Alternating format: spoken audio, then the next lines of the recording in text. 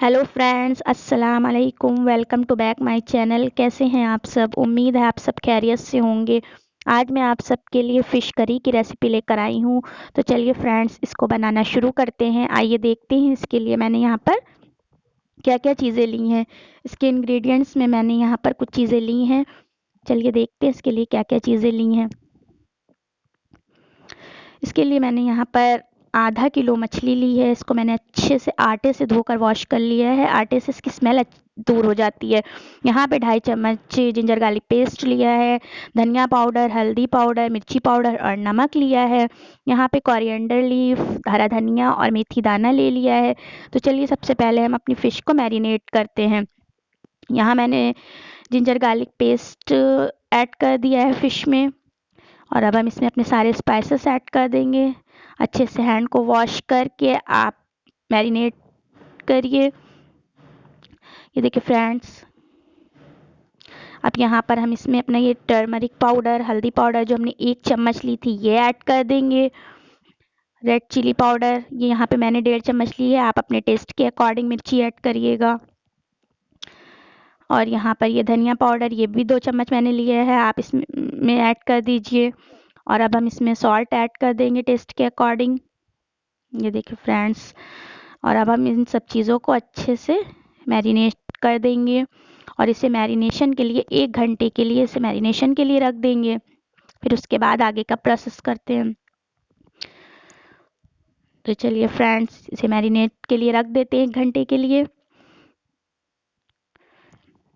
ये देखिए फ्रेंड्स, यहाँ पे 1 घंटा हो गया है और हमारा तेल भी अच्छे से गर्म हो गया है। तो अब ये जो हमने मैरिनेट की थी फ़िश, तो इससे पहले हम इसमें मेथी दाना ऐड करेंगे। मेथी दाना चटकने लगेगा, फिर हम अपनी मैरिनेट की हुई फ़िश इसमें ऐड कर देंगे।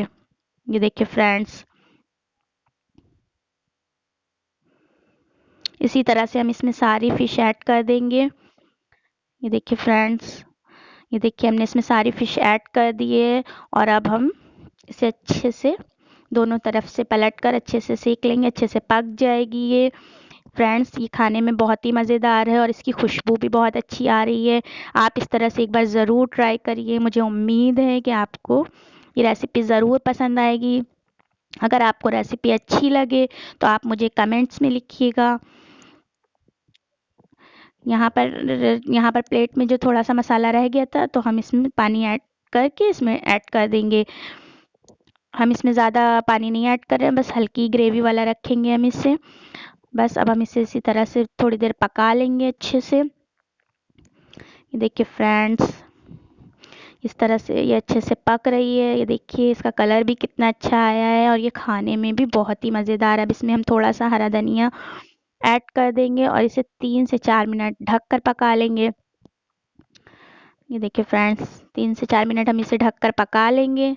3 से 4 मिनट हो गए हैं। फ़िश अच्छे से गल गई है, अच्छे से पक गई है। ये देखिए फ्रेंड्स, बहुत ही मज़ेदार। आप इसे रोटी के साथ, पराठे के साथ, चावल के साथ, किसी भी चीज़ के साथ सर्व कर सकती हैं। आप भी इस तरह से बनाइए। हमारी ये फ़िश बिल्कुल रेडी है। थोड़ा सा हरा धनिया से गार्निश करेंगे और चलिए निकालते हैं अब हम इसे सर्विंग प्लेट में और करते हैं इसे गरम गरम सर्व।